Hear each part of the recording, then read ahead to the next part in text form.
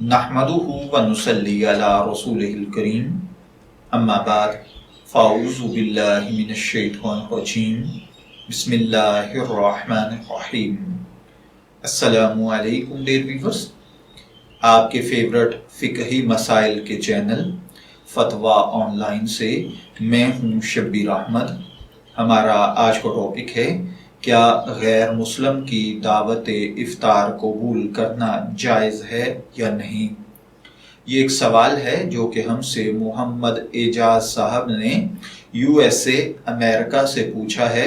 वो कहते हैं कि यहाँ पर अक्सर गैर मुस्लिम मुसलमानों को इफ्तारी के लिए दावत देते हैं, तो क्या अगर कोई गैर मुस्लिम किसी मुसलमान को इफ्तारी के लिए दावत दे तो आप उसके बारे में क्या कहते हैं।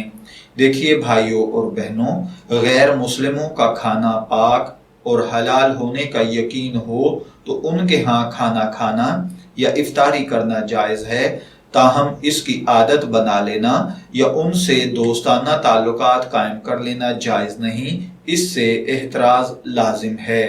मैं दुआगो हूँ कि अल्लाह ताला हमें इन बातों को समझकर इनके मुताबिक अमल करने की तौफीक अता फरमाए।